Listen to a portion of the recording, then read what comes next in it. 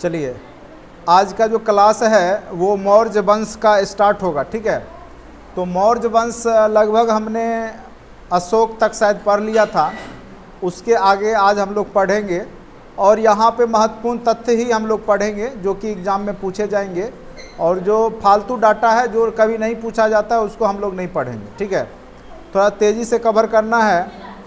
तो यहाँ पर देखिए मौर्य वंश, तो मौर्य वंश का सामान्य काल जो रहा है वो कब से कब तक रहा है वो देखिए।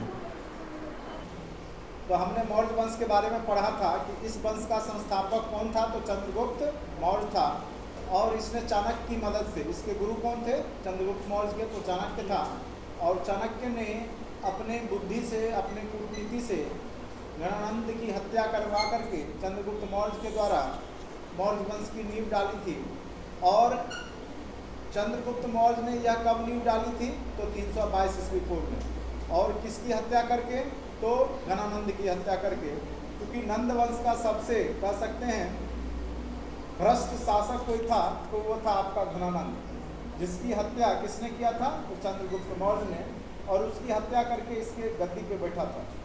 तो नंद वंश को हराने में इसकी सहायता किसने की थी, चाणक्य। चाणक्य का ही अन्य नाम विष्णुगुप्त भी है, और साथ साथ अगर पूछे तो चाणक्य के और भी नाम है, कौटिल्य, विष्णुगुप्त। ठीक है, तो ये याद रखेंगे।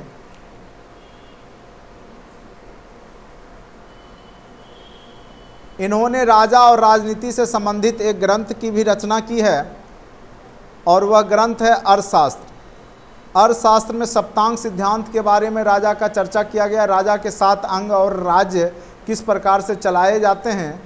तो मेन रूप से इसको मौर्यकालीन समाज का दर्पण भी कहा गया, किसको, अर्थशास्त्र को।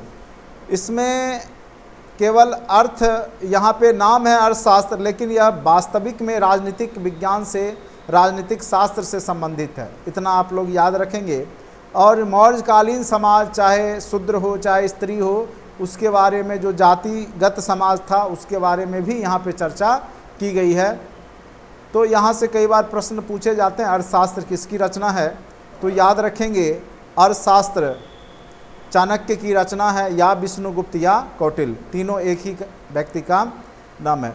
पिछले लेक्चर में हमने बताया था कि सेल्यूकस निकेटर का जब युद्ध होता है, युद्ध होता नहीं है, वो सिचुएशन आता है, उससे पहले ही जो है सेल्यूकस निकेटर बंदी बना लिया जाता है, और फिर आगे चल कर के इसकी बेटी, सेल्यूकस निकेटर की बेटी कर्नेलिया का विवाह चंद्रगुप्त मौर्य के साथ होता है, और उसने एक राजदूत जिसका नाम था मेगास्थनीज, क्या नाम था, मेगास्थनीज, को चंद्रगुप्त मौर्य के दरबार में सेल्यूकस निकेटर ने मेगास्थनीज को चंद्रगुप्त मौर्य के दरबार में भेजा था, और मेगास्थनीज ने इंडिका नामक ग्रंथ की रचना की थी। कौन सा ग्रंथ की रचना किया था, इंडिका। ठीक है, तो ये भी कई बार प्रश्न पूछे गए हैं, इंडिका नामक ग्रंथ की रचना किसने की थी, तो क्या बोलेंगे, मेगास्थनीज। और वह किसका राजदूत था, सेल्यूकस निकेटर का। ठीक है, और सेल्यूकस निकेटर कौन था, तो सिकंदर का सेनापति। ठीक है, थल सेनापति था, उसी के सहारे उत्तर पश्चिम क्षेत्र को छोड़ करके सिकंदर लौट गया था यूनान, और रास्ते में ही बेबीलोनिया में उसकी मृत्यु हो गई थी। अपने जीवन के अंतिम समय में हमने बताया था आपको, चंद्रगुप्त मौर्य ने जैन धर्म को स्वीकार कर लिया था, और जैन धर्म में जा कर के संलेखना विधि से, कौन से विधि से, संलेखना विधि से अपने प्राण की आहुति दी थी। किसने, तो चंद्रगुप्त मौर्य ने। ठीक है, चूँकि एक समय आता है कि मगध में अकाल पड़ जाता है, और यह और बहुत सारे लोग मर जाते हैं अकाल से, भूखमरी से। तो यह पाश्चाताप करने के लिए जैन धर्म को स्वीकारता है, और जैन धर्म में जा कर के संलेखना विधि से अपना जो भी मोक्ष की प्राप्ति करता है। और कई बार पूछेगा कि चंद्रगुप्त मौर्य के गुरु कौन थे, तो याद रखिएगा भद्रबाहु। कौन थे, भद्रबाहु। और ये दिगंबर के प्रतिपादक थे। जैन धर्म 2 भागों में बंटता है, एक श्वेतांबर, दूसरा दिगंबर। दिगंबर मतलब जो दिशा को अपना वस्त्र मानता हो, और दिशा को ही अपना वस्त्र मान करके, यानी वस्त्र का पहनता नहीं है, ये नग्न अवस्था में रहता है। और उसी के प्रतिपादक थे भद्रबाहु। और एक आपने नाम सुना होगा स्थूलभद्र। स्थूलभद्र श्वेतांबर के प्रतिपादक थे और ये श्वेत वस्त्र पहना करते थे।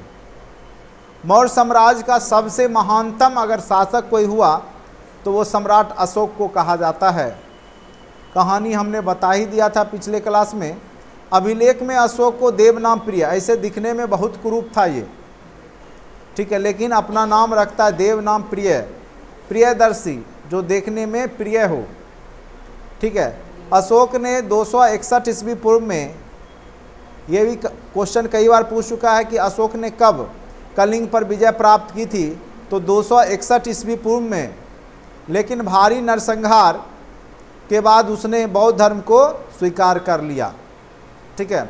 और इसी युद्ध में जब पुरुष मर गए वहाँ युद्ध में, लाखों लाख की संख्या में जब पुरुषों की हत्या की गई मगध के सेना के द्वारा या अशोक के द्वारा, तो वहाँ की महिलाएं युद्ध करने के लिए तत्पर हो गई, आ गई। तो अशोक, चूँकि क्षत्रिय को स्त्रियों पे हाथ उठाना वर्जित था, तो ये युद्ध करने से मना करता और इसका हृदय परिवर्तन होता है उस ज़मीन को देख करके, रक्त रंजित ज़मीन को देख करके। और उस दिन के बाद से वह बौद्ध धर्म स्वीकार कर लेता और पूरा जीवन जो है बौद्ध धर्म के लिए अर्पित करता है, ठीक है। कलिंग युद्ध का वर्णन जो है अशोक के 13वें शिलालेख में मिलता है। तो कई बार पूछेगा कि कलिंग युद्ध का वर्णन केवें शिलालेख में मिलता है। शिलालेख है, पत्थरों को खोद करके लिखा जाता था उस समय, और बहुत सारे शिलालेख लिखे गए हैं, अशोक के द्वारा लिखवाए गए हैं। उसमें 13वें शिलालेख में अशोक का जो कलिंग युद्ध है उसका वर्णन किया गया है। और अशोक को जो उपगुप्त है, जो कि चाणक्य का ही ये पोता था, ये शायद पौत्र लिखा हुआ है किताब में, पोता को ही कहते थे पौत्र, उपगुप्त था, उसने इसको बौद्ध धर्म की दीक्षा या शिक्षा दी थी। अशोक ने बौद्ध धर्म के प्रचार करने के लिए अपने पुत्र महेंद्र और पुत्री का नाम था संघमित्रा, उसको श्रीलंका भेजा था। तो इतना जान लीजिए, बौद्ध धर्म का जो प्रचार हुआ है वैश्विक स्तर पे, सबसे पहले श्रीलंका गया यहाँ से बौद्ध धर्म, और उसको प्रचार करने में अशोक के पुत्र और पुत्री का योगदान था। फिर श्रीलंका से वो आगे चल करके दक्षिण पूर्वी एशियाई देशों में फैला, ठीक है। तो ये याद रखेंगे।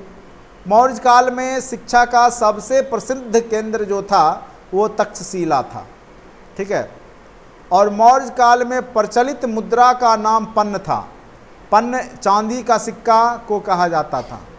पन्न किसको कहा जाता था? करसापन। क्या कहते थे इसको? करसापन। कई बार पूछ देगा कि मौर्य काल में चांदी के सिक्का को क्या कहा जाता था? करसापन। और सोने के सिक्का को निष्क कहा जाता था। याद रखेंगे, सोने के सिक्का को क्या कहा जाता था? निष्क कहा जाता था। मौर्य काल में जो जनसाधारण की भाषा है वो पाली थी, और गौतम बुद्ध ने पाली में ही अपना उपदेश दिया था।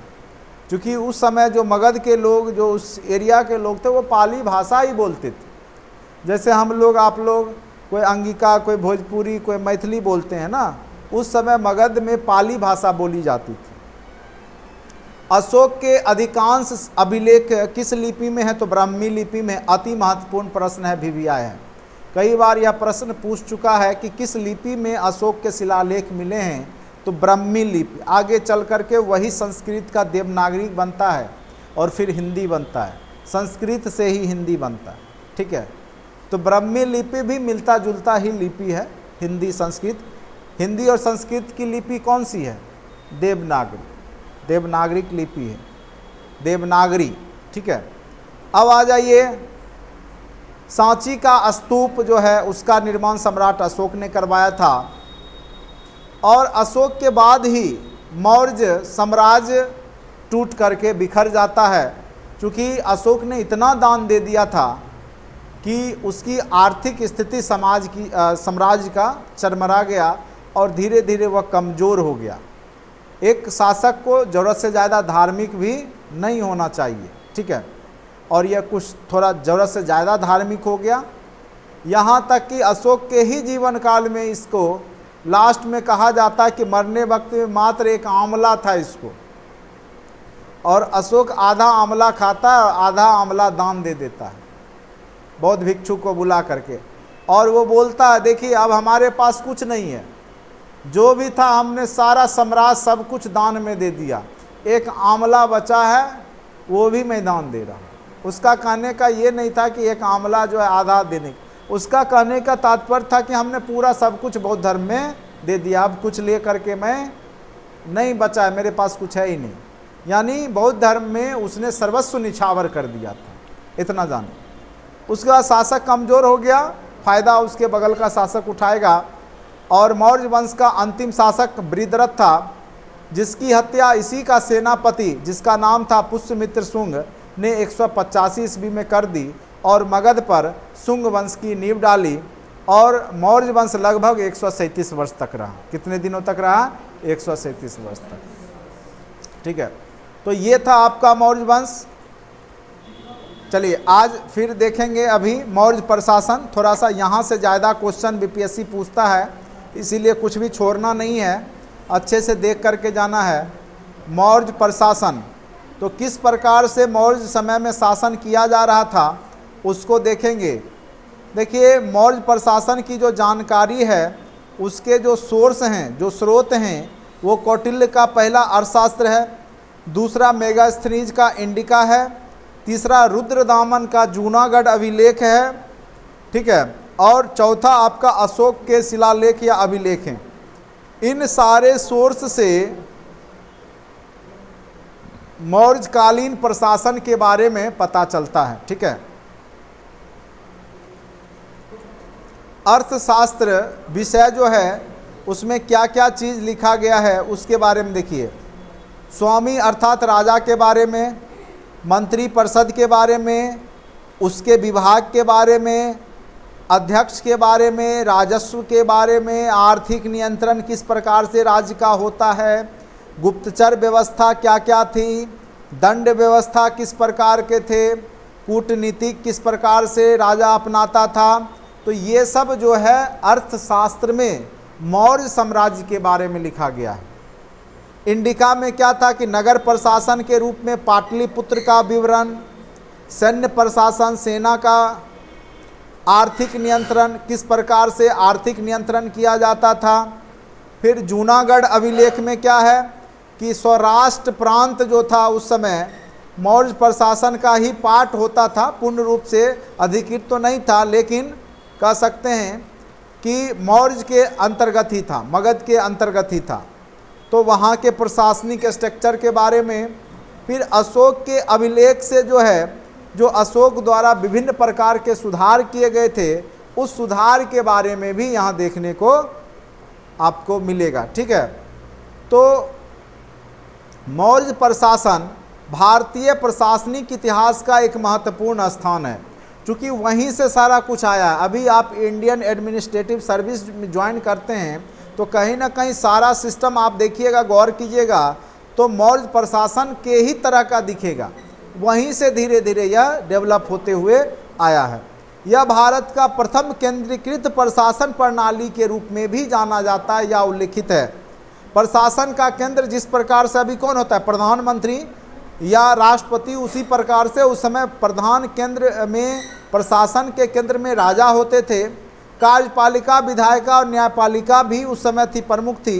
इंडिका से पता चलता है कि चंद्रगुप्त मौर्य के चारों तरफ अंगरक्षिकाएं हुआ करती थी, उसको घेरे रखती थी, बॉडीगार्ड, महिला बॉडीगार्ड के साथ चंद्रगुप्त मौर्य रहते थे।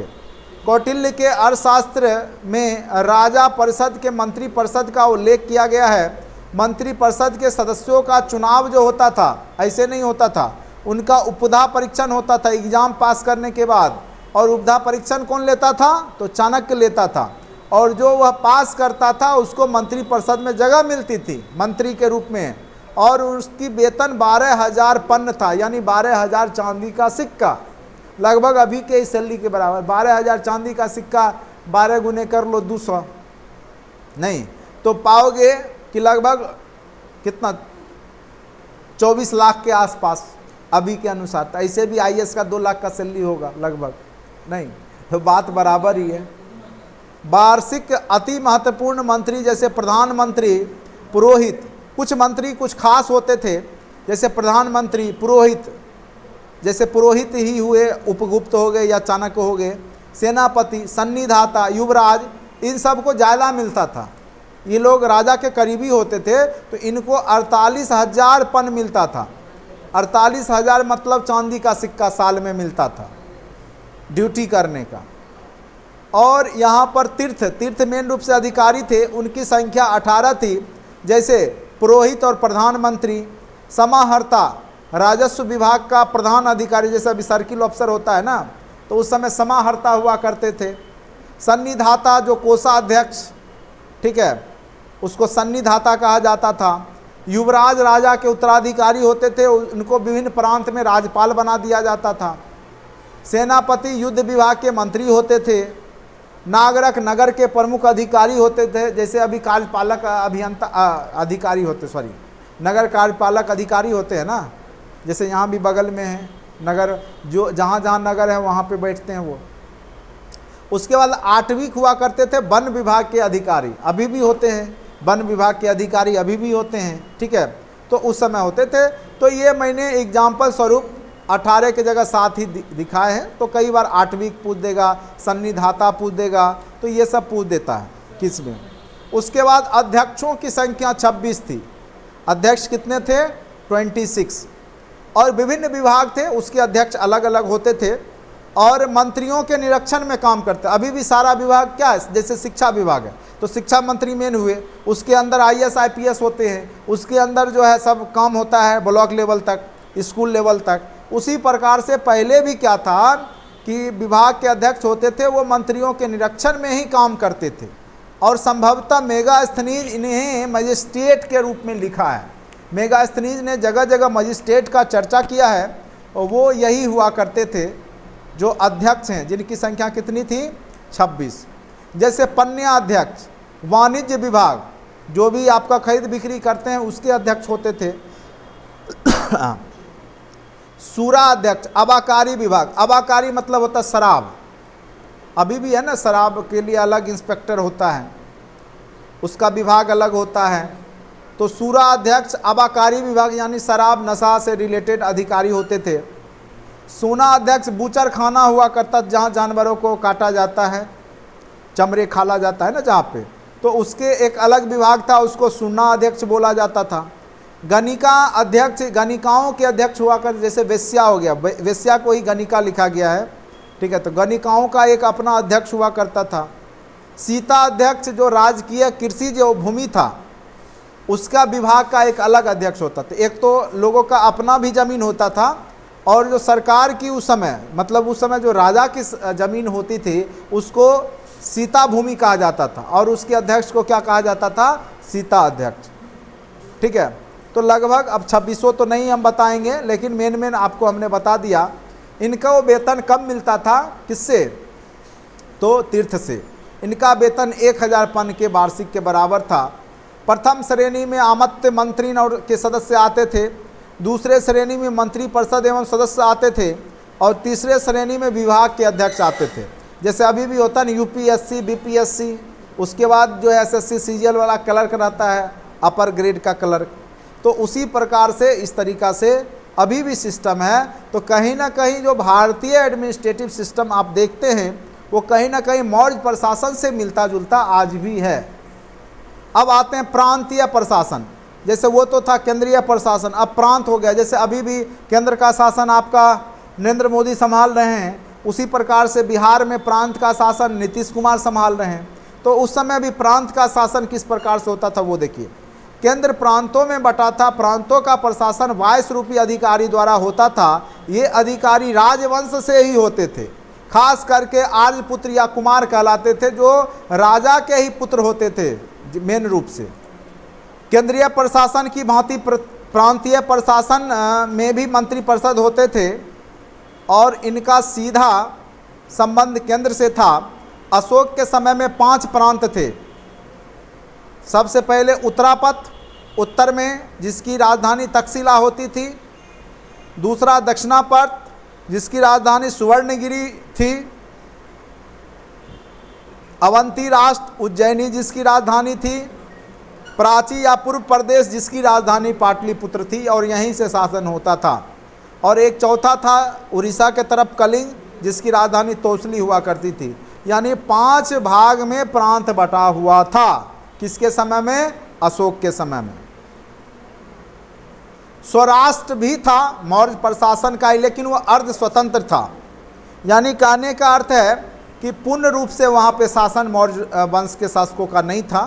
वहाँ का राजा जरूर अधीन था, लेकिन वो अपने, जैसे अभी का केंद्र शासित प्रदेश होता है ना कि राजा अपना शासन करता है लेकिन उसका अलग मुख्यमंत्री होता है, जैसे दिल्ली हो, वो अपने हिसाब से काम करता है।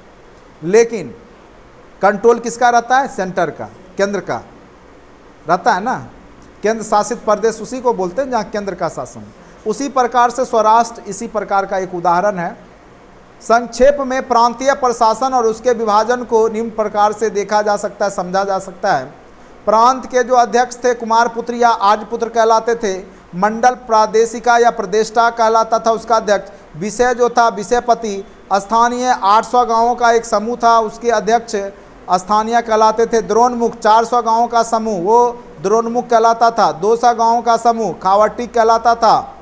10 गांवों का समूह क्या कहलाता? संग्रहण। और 1 गांव ग्राम कहलाता था। इस प्रकार से आपका प्रांत जो है बटा हुआ था।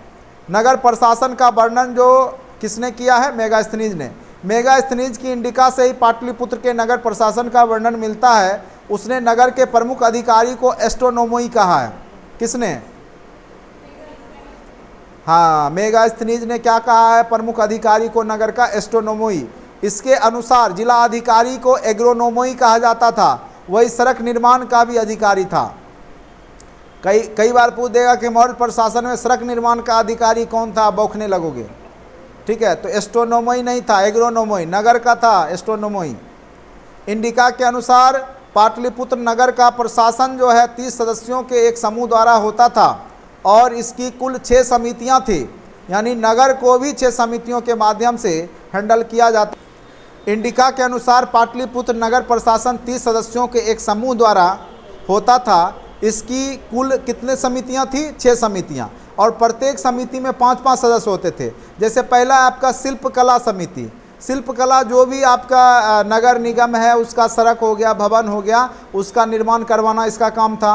विदेश समिति जो विदेशी लोग आते थे, जैसे मेगास्थनीज आया या अन्य लोग आए, तो उसका रहने का व्यवस्था, खाना, दवा, अगर मृत्यु हो गया तो उनके परंपरा से ही उनको जलाया जाए, इसे। उसके बाद जनसंख्या समिति, जैसे अभी भी आपका होता है ना कि बच्चा जन्म लेता है तो आपका ब्लॉक में उसका रजिस्ट्रेशन होता है, ठीक है, जन्म प्रमाण पत्र, तो उस समय भी बनाए जाते थे। मृत्यु रजिस्टर भी तैयार करना। उद्योग व्यापार समिति का काम था उद्योग व्यापार पर नियंत्रण करना। वस्तु निरीक्षण समिति की मिलावट को रोकना था। ठीक है, कोई वस्तु में मिलावट तो नहीं कर रहा है, उसके लिए भी अधिकारी होते थे। कर निरीक्षक समिति था जिसमें करों का विवरण रखना कि किसको कितना कर लगेगा, और कर चोरी करने वाले को मृत्यु दंड दे दिया जाता था। इतना करा था, अगर कोई टैक्स चोरी किया तो मौर्य प्रशासन में उसको मृत्यु तक दिया जा सकता था। उसके बाद आइए गुप्तचर व्यवस्था। जैसे अभी भी आपका CBI है, चाहे रॉ है, नहीं, ये सब क्या करता है? गुप्तचर व्यवस्था है। पूरा इन्फॉर्मेशन दूसरे देश से भी लीक करके लाता है, तब पता चल जाता है ये घटना घटित होने वाली है। तो प्रमुख अधिकारी को सर्प महामात्य कहलाता था। गुप्तचर व्यवस्था का प्रमुख अधिकारी क्या कहलाता था? सर्प महामात्य। और 2 प्रकार के थे गुप्तचर व्यवस्था, एक संस्था, एक था संचरा। संस्था था एक जगह रह करके अपना निरीक्षण करता था, ऑफिस बना करके, और दूसरा क्या था? संचरा, घूमते रहेगा, सूचना खाली जो है आगे प्रशासन को देते रहता था। संस्था में संगठित होकर के जो कार्य करते थे, खास करके वो कहलाते थे उदास थे, सन्यासी के भेष में रहते थे। गृहपति किसान के भेष में रहते थे। विदेहक व्यापारी के भेष में रहते थे। तापस तपस्वी के भेष में, ये सब घूमते रहते थे। तपस्वी के भेष में, सन्यासी के भेष में, किसान के भेष में, और वो राजा के आदमी होते थे, शासक के आदमी होते थे, गुप्तचर होते थे, और वो सारा सूचना राज्य का लेकर के राजा को देते रहते थे। ठीक है, संचरा जो भ्रमणशील थे, गुप्तचर थे, ये 4 प्रकार थे। सत्री, ये सबसे बड़ा, मतलब सबसे कह सकते हैं कि क्रूर टाइप में से थे ये लोग। क्षत्रियों का कोई परिवार नहीं होता था, इसलिए वो शादी विवाह नहीं करते थे, ठीक है, कोई परिवार ही नहीं होता था, उन्हीं को यहाँ पे रखा जाता था क्षत्रिय के रूप में। तीक्ष्ण सूरवीर होते थे, रसद बहुत क्रूर होते थे, ठीक है। परिवर्जिका ये भिक्षुनी के वेश में मेन रूप से रहती थी, लेकिन ये होती थी वेश्या, और ये सारी सूचना जो है किसी प्रकार से लिख करके राजा तक या जो भी है उसका गुप्तचर जो सिस्टम है उसमें पहुंचाती थी, उसका नाम था परिवर्जिका, ठीक है। तो इसमें भिक्षुनी के वेश में खास करके वेश्या की नियुक्ति की जाती थी, ठीक है। तो इस प्रकार से राजा अपनी गुप्तचर व्यवस्था से सारी सूचनाएं राज्य का या दूसरे राज्य का प्राप्त कर लेता था। तभी तो आपको बताए थे कि उसके आने से पहले, सेल्यूकस निकेटर के आने से पहले पता था चंद्रगुप्त मौर्य और चाणक्य को कि सेल्यूकस निकेटर खुद ही राजदूत बन के आ रहे हैं और उसको बंदी बना लिया था, नहीं तो उसको कैसे पता चलता।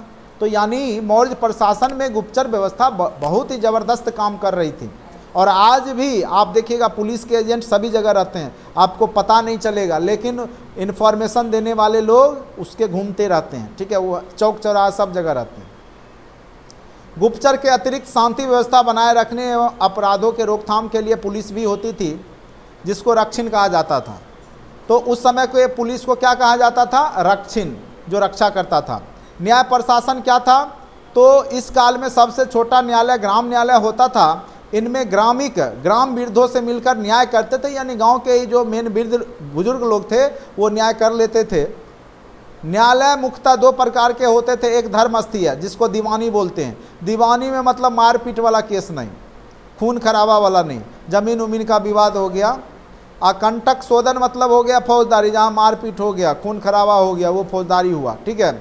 तो न्यायाधीश धर्मस्थ या व्यवहारिक कहलाता था, और यहाँ न्यायाधीश प्रदेष्टा होता था कंटक शोधन में।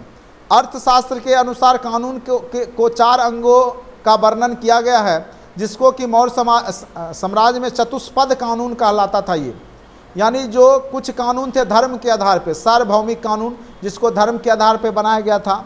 दूसरा व्यवहार के आधार पर, यानी पुराने निर्णय के आधार पर। अभी भी सुप्रीम कोर्ट का या हाई कोर्ट निर्णय देती है तो सुप्रीम कोर्ट के पुराने निर्णय पे ही अगर सेम केस है तो सेम निर्णय दे देती है। चरित्र, गांव के रीति रिवाज के अनुसार, परंपरा के अनुसार निर्णय दिया जाता था चरित्र में। राजशासन, राजा के द्वारा बनाया गया कानून, आज भी है, राष्ट्रपति बनाता है ना कानून, तो उसी का स्वरूप है, ठीक है। अब आ जाइए, आय कहाँ से मिलता था? भूमि से प्राप्त आय होता था। सीता भूमि जो राजा का भूमि होता था, राज्य भूमि को सीता भूमि कहा जाता था, और वहाँ पे खेती से आय होता था। दूसरा, जो स्वतंत्र रूप से जो लोग खेती करते थे किसान, वो पूरे अनाज का 1/6 भाग से लेकर के 1/4 भाग देते थे, किसको? राजा को। और जहाँ पे सिंचाई व्यवस्था करवाई जाती थी राजाओं के द्वारा, वहाँ पर 1/3 भाग तक कर के रूप में लिया जाता था, ठीक है। अब आ जाइए, सैन्य प्रशासन किस प्रकार की थी मौर्य समय में? प्लिनी यूनानी लेखक के अनुसार चंद्रगुप्त की सेना कितनी थी? 6 लाख पैदल सेना थी। अब सोच लो, 30,000 घुड़सवार था, 9,000 रथ था। मेगास्थनीज के अनुसार सैनिक के लिए पृथक 5 विभाग थे, जो कि 5 सदस्यों के 6 समितियां बटी हुई थी। प्रथम समिति में था जल सेना की व्यवस्था करता था। दूसरा समिति जो है यातायात सामग्री हो गया, यातायात, चूँकि सेना जाएगी तो उसके साथ भोजन खान पान सब कुछ जाएगा ना, रसद की व्यवस्था करती थी। तीसरी समिति पैदल सेना की देखरेख करती थी। चौथी समिति अश्वरोहियों जो घुड़सवार हैं उनके लिए व्यवस्था करती थी। पांचवी समिति जो हाथी सेना था उसकी व्यवस्था करती थी। छठी समिति रथों वाला जो सेना होता था उसकी व्यवस्था करती थी। तो ये 6 प्रकार की समितियां थी जो कि युद्ध के समय में अपना अपना संचालन करती थी। तो इस प्रकार से आपने देखा कि मौर्य प्रशासन बेहतरीन कुशलता के साथ सजा हुआ था, जो कि आज भी भारतीय प्रशासन में दिखता है। इस तरह के जो आप स्ट्रक्चर देखेंगे आज भी मौजूद है, और कहीं ना कहीं हमारा जो इतिहास है वह हमें बहुत कुछ सिखा के गया है और बहुत कुछ हमने वहाँ से लिया भी है, ठीक है। यहाँ तक कि राष्ट्रीय चिन्ह भी अशोक स्तंभ को ही हमने लिया है, और भारत का मौर्य प्रशासन को ही बहुत सारे जो कह सकते हैं कि वहाँ से लिया गया है, ठीक है। इसीलिए हमने आपको बीपीएससी में यहाँ से प्रश्न पूछे जाते हैं डीपली, इसीलिए हमने यह पूरा अच्छे से अब मौर्य प्रशासन कंप्लीट हो गया। अगर ये हम छोड़ देते तो आप लोग मौर्य प्रशासन के बारे में कंप्लीट रूप से नहीं जान पाते, ठीक है। और ये जब पढ़ा दिया तो मैं भी संतुष्ट हो गया और आप भी संतुष्ट हो जाइए। इससे ज़्यादा आपको पढ़ने की आवश्यकता नहीं है। तो इस वीडियो लेक्चर में इतना ही। अगर आप क्लास से जुड़ना चाहते हैं तो नीचे डिस्क्रिप्शन बॉक्स में लिंक दिया गया है, ऐप को डाउनलोड कर लें और कोर्स को बाय कर लें। आज के लिए इतना ही, धन्यवाद।